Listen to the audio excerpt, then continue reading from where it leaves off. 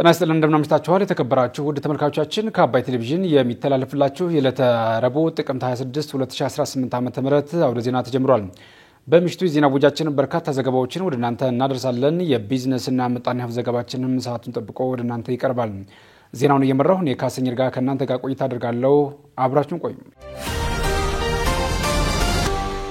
በመጀመሪያው ክፍለ ጊዜ የመረጃ ጥንቅራችን ሀገራዊ የምክክር ኮሚሽኑ አጠቃላይ የምክክር ጉባኤው በዚህ ቀን ይካሄዳል የሚል እርግጠኝነት የለም ሲል ከምርጫ በፊት ይደረግ በሚል ለተነሳለት ጥያቄ ምላሽ መስጠቱን በአፍሪካ ቀንድ ሀገራት የውስጥ ጉዳይ ጣልቃ በመግባት የሚታወቁት ኢሳያስ አፈወርቂ በቀጠናው ጣልቃ ገብነት ይቆም ሲሉ መሰማታቸውንና የካንሰር ህመም ያጋጠማቸው የኦሮሚያ የቱሪዝም ኮሚሽን ኮሚሽነር ሌሊሴ ዱጋ ስራቸውን ታትረው መስራታቸውን እንደሚቀጥሉ መግለጻቸውን የተመላከቱ መረጃዎችን ጨምሮ ሌሎች ዜናዎችን ወደ እናንተ እናደርሳቸዋለን። አብራችሁን ቆዩ። ወደ ቀዳሚ ዜና አለፍን። ሀገራዊ ምክክር ኮሚሽኑ አጠቃላይ የምክክር ጉባኤው በዚህ ቀን ይካሄዳል የሚል እርግጠኝነት የለም ሲል ከምርጫ በፊት ይደረግ በሚል ለተነሳለት ጥያቄ ምላሽ ሰጠ። የኢትዮጵያ ብሔራዊ ምርጫ ቦርድ ለውይይት ባቀረበው ረቂቅ የምርጫ የጊዜ ሰሌዳ 7ኛው ሀገራዊ ምርጫ ድምጽ የመስጠት ሂደት የሚካሄደው ግንቦት 24 ቀን 2018 ዓ.ም መሆኑን አስታውቋል። የፖለቲካ ፓርቲዎች የጋራ ምክር ቤት ደግሞ የምርጫ ፍኖተ ካርታ አዘጋጅቶ ከምርጫው በፊት ሀገራዊ ምክክር መቅደም አለበት ብሏል። የጋራ ምክር ቤቱ ሰብሳቢ አቶ ሰለሞን አየለ እንደገለጹት ፍኖተ ካርታው 12 ይዘቶችን ያካተተ ሲሆን በዋናነት 7ኛውን ሀገራዊ ምርጫ ለማካሄድ የሚያስችሉ ሁኔታዎች ላይ ትኩረቱን ያደረገ ነው። ከነዚህ ጉዳዮች መካከል ምርጫው ከመካሄዱ በፊት ሀገራዊ ምክክሩ በቅድሚያ ሊካሄድ እንደሚገባና ከምርጫው በፊት ስኬታማ ሀገራዊ ምክክር መደረግ አለበት ብለው እንደሚያምኑ ተናግረዋል። የሀገራዊ ምክክር ኮሚሽን ቃል አቀባይ አቶ ጥበቡ ታደሰ ዋናውን ሀገራዊ ጉባኤ ለማከናወን በኮሚሽኑ የተያዘውን እቅድ አስመልክቶ ለሪፖርተር ጋዜጣ በሰጡት ምላሽ ኮሚሽኑ አሁን ባለበት ሁኔታ ሀገራዊ ምክክሩ በዚህ ቀን ይካሄዳል ብሎ በእርግጠኝነት ለመናገር ይቸገራልም ብለዋል። ምክንያቱም ሲያስረዱም ዋናውን ጉባኤ ለማካሄድ በትግራይ ክልል ስራዎች መጀመር ስላለባቸው መሆኑንም ያነሳሉ። አቶ ጥበቡ አክለውም ምንም እንኳን ኮሚሽኑ የሚያከናውናቸውን ስራዎች እቅድ አውጥቶ የሚንቀሳቀስ ቢሆንም ከትግራይ ክልል በተጨማሪ የተሰበሰቡት አጀንዳዎችን የመለየት ስራዎች እንደሚቀሩና ስራዎቹ ሳይጠናቀቁ ዋናው ጉባኤ የሚካሄድበትን ቀን መግለጽ አስቸጋሪ ይሆናል ሲሉም ተናግረዋል። 7ኛው ሀገራዊ ምርጫ የሚካሄድበትን ቀን ምርጫ ቦርድ በረቂቅ የጊዜ ሰሌዳው ግንቦት 24 ቀን 2018 ዓ.ም እንደሆነ ቢያሳውቅም ሁለቱም ተቋማት ስራቸውን የሚያከናውኑት በሚያወጡት የጊዜ ሰሌዳ በመሆኑ የሚጋጭበት ሁኔታ እንደማይኖር ተናግረዋል።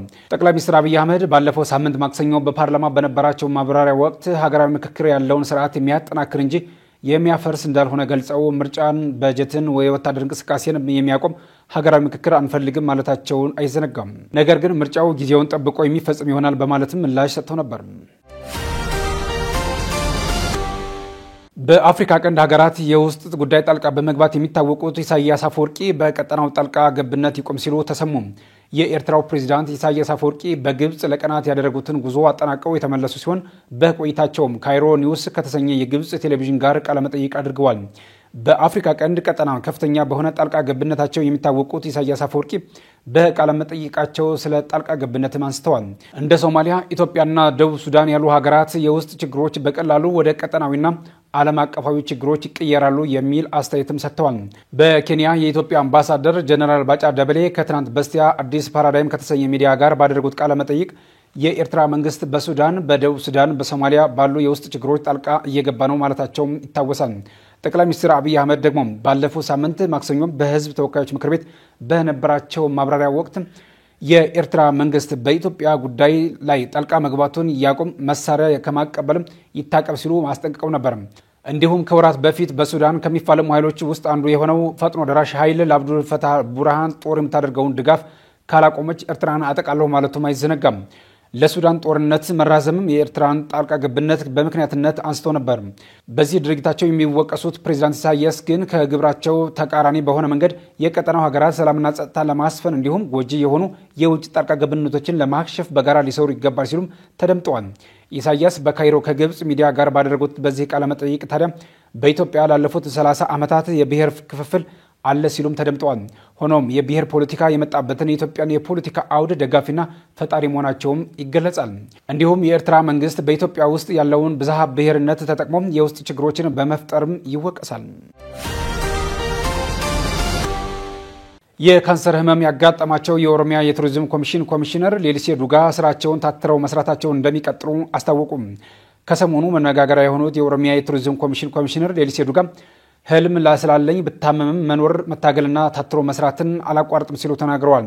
የካንሰር ህክምናን እየተከታተሉ መሆናቸውን በመግለጽ ፎቶአቸውን ጭምር ያያይዘው በማህበራዊ ሚዲያ ላይ ከቀናት በፊት አጋርተው ነበር። ቢቢሲ ያነጋገራቸው ሌሊሴ ዱጋ ሊሞፊያ በተባለው የካንሰር አይነት መያዛቸውን ያወቁት ከ4 ወራት በፊት ለሌላ ምርመራ ወደ ጤና ተቋም በሄዱበት ወቅት ሲሆን የካንሰሩ አይነት ደግሞ ነጭ ደም ህዋስን የሚያጠቃ ነው ተብሏል። ቀላል አይደለም፣ የካንሰር 4ኛ ደረጃ ላይ ነው ያለሁት የሚሉት ኮሚሽነሯ የሚጎዳይ ነገር ቢሆንም በፈጣሪ አምናለሁ፣ ፈጣሪን አስቀድማለሁ፣ ጸልያለሁ ሲሉም ተናግረዋል። ኮሚሽነሯ ሌሊሴ አሁን ላይ የኬሞቴራፒ ህክምና እያገኙ ነው፣ ብዙ የጎንዮሽ ጉዳት እንዳልደረሰባቸውም ይናገራሉ። በባለቤቴ በኩል የተባበሩት መንግስታት የጤና መድህን አለኝ ያሉት ሌሊሴ ዱጋ መንግስትም እያሳከመኝ ነው፣ የገንዘብ ችግር ስለሌለብኝ ነው እየታከምኩ ያለሁትም ብለዋል።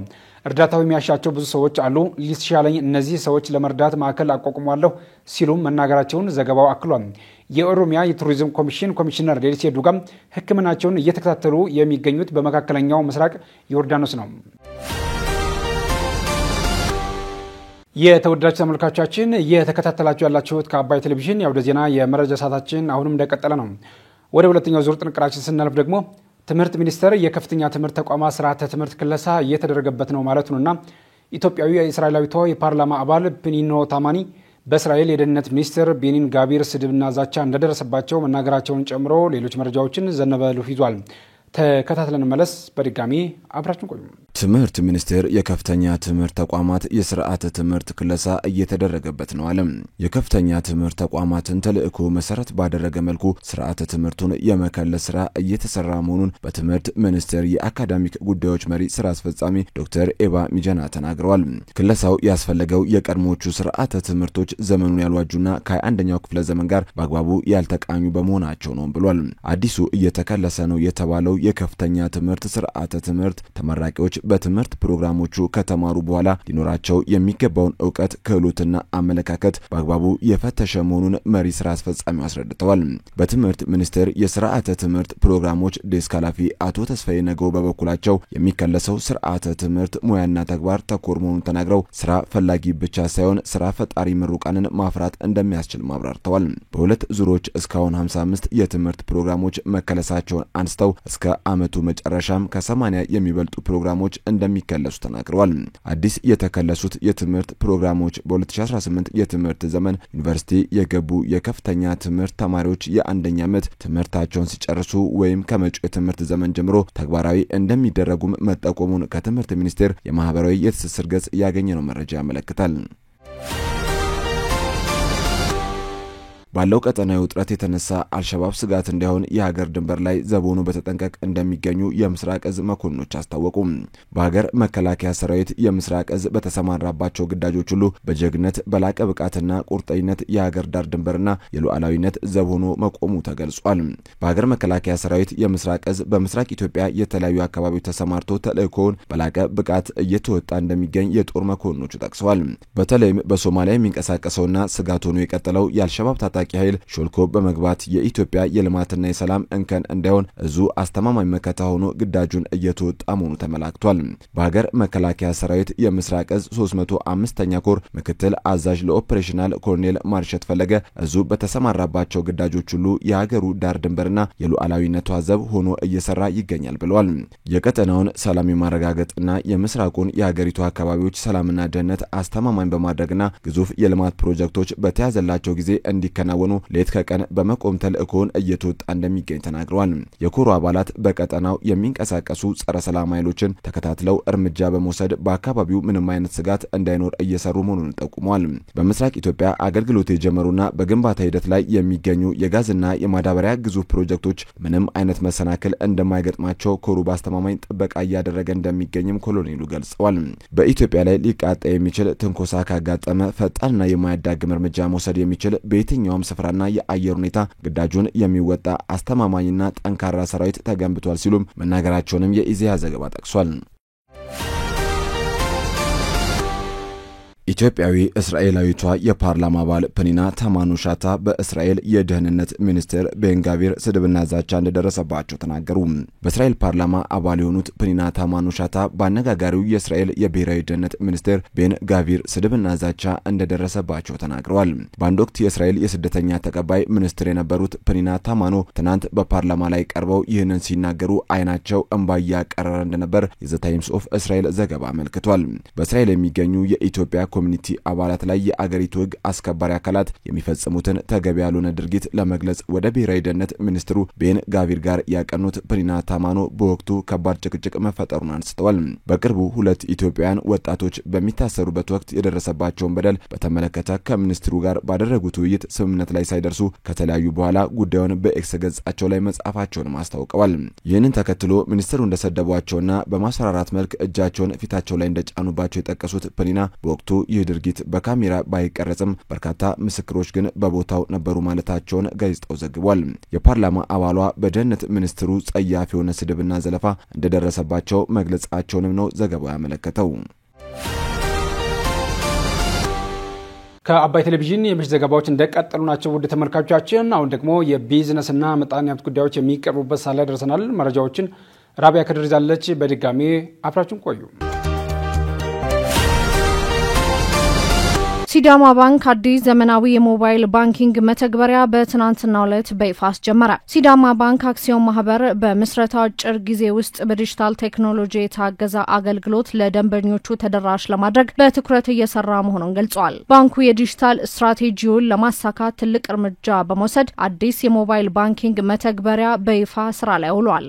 ባንኩ ዲጂታላይዜሽንን የ10 ዓመት ኮርፖሬት ስትራቴጂክ እቅዱ ዋና ምሰሶ አድርጎ እንደሚሰራ ማስታውቋል። ይፋ የተደረገው የሞባይል ባንኪንግ መተግበሪያም የዚህ ስትራቴጂካዊ ትግበራ አካል ሲሆን የደንበኞችን ተደጋጋሚ ጥያቄ ለመመለስና የባንኩን ተወዳዳሪነት በኢንዱስትሪ ለማሳደግ ያለመ ነው ተብሏል። ይህ መተግበሪያ መጀመሩ ለባንኩ ደንበኞች ከበፊቱ የተሻለ አስተዋጽኦ እንዳለው የባንኩ ኢንፎርሜሽን ቴክኖሎጂ መምሪያ ኃላፊ አቶ ወንድ አቻው ለአባይ ቴሌቪዥን እንዲህ ሲሉም ተናግረዋል።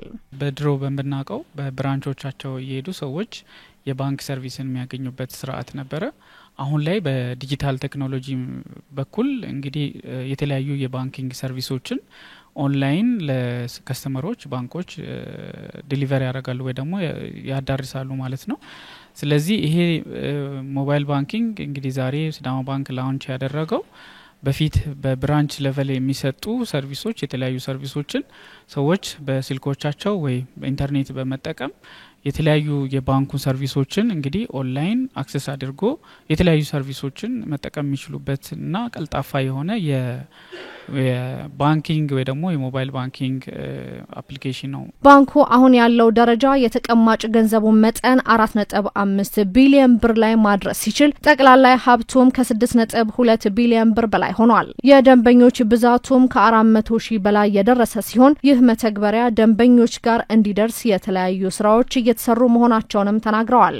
ዛሬ ያየነው ይሄ ሞባይል አፕሊኬሽን ላውንቺንግ ላይ እንደምታውቁት ቅድም እንደተገለጸው ሰፊ የሆኑ ሌሎች ሰርቪሶችንም ያካተተ ከዚህ በኋላ በሁለተኛው ዙር የምንለቀው ይኖራል ማለት ነው። እንግዲህ ይሄ በባንኩ ወደ 400 ሺህ ቅድም በተገለጸው ቁጥር መሰረት ያሉ ከስተመሮቻችን ኦልሞስት ሁሉም ሰርቪሱን እንዲያገኙ አሁን ላይ በቴክኖሎጂ ዲፓርትመንት በኩል ለከስተመሮቻችን እንዲሁም ለቅርንጫፍ ስራ አስኪያጆች ወይም ሰራተኞቻችን የተለያዩ ስልጣኖችን እየሰጠን እንግዲህ እነዛ ከስተመሮች ሲስተሙን እንዲጠቀሙ እያስደረገን እንገኛለን። በአጭር ጊዜ ውስጥ እንግዲህ ይህንን ሲስተም ሁሉም የባንኩ ደንበኞች ይጠቀማሉ ተብሎ ይገመታል። ቁልፍ የሆኑ ተግባሮችን የጀመረው አዲሱ መተግበሪያ የሚከተሉትን ዋና ዋና አገልግሎቶች እንደሚሰጥ የተገለጸ ሲሆን ከሲዳማ ባንክ ወደ ሲዳማ ባንክ ሂሳብ ገንዘብ ማስተላለፍ፣ የተለያዩ የአገልግሎት ክፍያዎችን መፈጸም፣ ወደ ማንኛውም ባንክ ሂሳብ ገንዘብ ማስተላለፍ፣ ሂሳብ ማስተዳደርና የስልክ አየር ሰዓት መሙላትንም ያካትታል ተብሏል። የባንኩ አመራሮች በቀጣይ በሚካሄደው ሁለተኛ ዙር ማሻሻያ ደግሞ የብድር አገልግሎትን ጨምሮ ዘርፈ ብዙ የዲጂታል አገልግሎቶችን ለማካተት እየተሰራ መሆኑም ተገልጿል። መተግበሪያው እውን እንዲሆን የድርሻቸውን ለተወጡ ባለድርሻ አካላት የምስጋናና የሽልማት መርሃ ግብር በባንኩ ዋና ስራ አስፈጻሚ አቶ ታደሰ ሀጢያ ተከናውኗል። ሲዳማ ባንክ በቀጣይ የብድርና የቁጠባ አገልግሎቱን ሙሉ ለሙሉ ዲጂታላይዝ በማድረግ ተደራሽነት በቅርንጫፎች ማስፋት፣ ካፒታሉን በብሔራዊ ባንክ መመሪያ መሰረት ማሳደግና ባለአክሲዮኖች ትርፋማ የማድረግ ዓላማዎች ላይ ትኩረት እንደሚሰጥም አሳውቋል። የክረምት ወቅት አሳ ለማምረት ምቹ አለመሆኑ የሩብ ዓመቱ የንጋት ሐይቅ የአሳ ምርት ዝቅተኛ እንዲሆን ማድረጉ ተገለጸ። በ2018 በጀት ዓመት በመጀመሪያው ሩብ ዓመት በታላቁ የኢትዮጵያ ህዳሴ ግድብ አማካኝነት ከተፈጠረው ንጋት ሐይቅ 1408 ቶን የአሳ ምርት መገኘቱን የቤንሻንጉል ጉሙዝ ግብርና ቢሮ አስታውቋል። ይህም በ2018 በጀት ዓመት ለማምረት ታቅዶ ከነበረው 9655 ቶን አሳ የሩብ ዓመቱ ዝቅተኛ መሆኑ ተገልጿል። በቢሮው የእንስሳት ዘርፍ ምክትል ቢሮ ኃላፊ ዶክተር ብርሃኑ ኢቲቻ በሩብ ዓመቱ ከተመረተው አሳ 704 ሚሊዮን ብር ገቢ ተገኝቷል ብለዋል። በ2018 በጀት ዓመት 9655 ቶን አሳ ለማምረት መታቀዱን የገለጹት ኃላፊው የክረምት ወቅት አሳ ለማምረት ምቹ አለመሆን የሩብ ዓመቱ የአሳ ምርት ዝቅተኛ እንዲሆን ምክንያት መሆኑንም አስረድተዋል። በሚቀጥሉት ወራት የሚገኘው የአሳ ምርትን ለማሳደግም 72 ማህበራት የአሳ ማስገር ፍቃድ መውሰዳቸውን ለጋዜጣ ፕሬስ ተናግረዋል። ከግድቡ የሚገኘው አሳ በአግባቡ ጥቅም ላይ ለማዋል የአካባቢው ማህበረሰብና አሳ የሚያወጡ ማህበራትን ግንዛቤ የማሳደግ ስራ እየተሰራ መሆኑንም ጨምረው ገልጸዋል። በህዳሴ ግድቡ በተፈጠረው ሰው ሰራሽ ሐይቅ ከ29 በላይ የአሳ ዝርያዎች የሚገኙ ሲሆን አንዱ በአማካኝ ከ15 ኪሎ ግራም እስከ 20 ኪሎ ግራም እንደሚመዝንም ተገልጿል። በተጨማሪም 80 ኪሎ ግራም የሚመዝን ናይል ፐርች የተባለ የአሳ ዝርያ እንደሚገኝም መገለጹ ይታወሳል። በአምስት ክልሎች የደሞዝ ጭማሪ በጀት ጉድለት ያጋጠመው ኮሚሽኑ በሰራው የቀመር ስሌት ላይ በተፈጠረ የአረዳድ ችግር መሆኑ ተገለጸ። በቤንሻንጉል ጉሙዝ፣ በሲዳማ፣ በደቡብ ኢትዮጵያ፣ በደቡብ ምዕራብ ኢትዮጵያና በማዕከላዊ ኢትዮጵያ ክልሎች ያጋጠመው የደሞዝ ጭማሪ በጀት ጉድለት ሲቪል ሰርቪስ ኮሚሽን በሰራው የቀመር ስሌት ላይ በተፈጠረ የአረዳድ ችግር ምክንያት መሆኑን የገንዘብ ሚኒስቴር አስታውቋል። በገንዘብ ሚኒስቴር የበጀት ዝግጅትና አስተዳደር መምሪያ ኃላፊ አቶ ፍሬው ኃይሌ እንደገለጹት የገንዘብ ሚኒስቴር የሲቪል ሰርቪስ ኮሚሽን ኃላፊዎችና የክልሎች ተወካዮች በተገኙበት በተደረገ ውይይት ክልሎች በአማካይ ሲቪል ሰርቪስ ኮሚሽን ደግሞ በእርከን ሂሳቡ መስራታቸውን መናገራቸውን አስታውቀዋል። በዚህም ሂሳብ የሰሩበት መንገድ አንድ አይነት እንዳልሆነ መተማመናቸውን ጭምር ጠቅሰው የገንዘብ ሚኒስቴር ኮሚሽኑ ባቀረበው ስሌት መሰረት የበጀት ምደባ ማድረጉን ገልጸዋል። የሲቪል ሰርቪስ ኮሚሽን ቀመሩን የሰራው እስከ 2016 ሰኔ ወር ባለው የመንግስት ሰራተኛ ቁጥር መሰረት መሆኑንም የጠቀሱት ኃላፊው ከዚያ በኋላ ቅጥር የፈጸሙ ክልሎች ላይ የሰራተኞች ቁጥር ልዩነት መምጣቱንና ይህም በጥያቄ መልክ ቀርቦ ነበርም ብለዋል። ነገር ግን የሲቪል ሰርቪስ ኮሚሽን ቅጥር በማድረጉ ለነዚህ ሰራተኞች የደሞዝ ጭማሪ በጀት ከፌደራል መንግስት ሊደለደል እንደማይችል ራሳቸው ክልሎች ኃላፊነቱን እንዲወስዱ እንደተነገራቸው አስረድተዋል። የሲቪል ሰርቪስ ኮሚሽን የውጭ ግንኙነትና ኮሚኒኬሽን ባለሙያ አቶ ዘሪሁን ባይሳ በበኩላቸው አዲሱ የደሞዝ ቀመር ስሌት የተሰራው ከ2.4 ሚሊዮን በላይ በሚሆኑ ሰራተኞች ላይ ነው ብለዋል። አንዳንድ ክልሎች ለኮሚሽኑ የላኩት የሰራተኛ ቁጥር ትክክል እንዳልሆነ የገለጹት ባለሙያው ክልሎች ይህንን ማጥራት እንዳለባቸው አሳስበዋል። በአንዳንድ ክልሎች ውስጥ ያለው ትክክለኛ የመንግስት ሰራተኛ ቁጥር እንደማይታወቅ ሆኖም ከመጪው ህዳር ወር በኋላ ግን እንደሚታወቅም ገልጸዋል። ስትከታተሉት የነበረው የዕለተ ረቡዕ ጥቅምት 26 2018 ዓ.ም የአብረ ዜና የመረጃ ጥንቅራችን ይህንን ይመስል ነበር። አብራችሁ ስለነበራችሁ ምስጋናችን ከልብ ነው። በያላችሁበት መልካም ምሽት።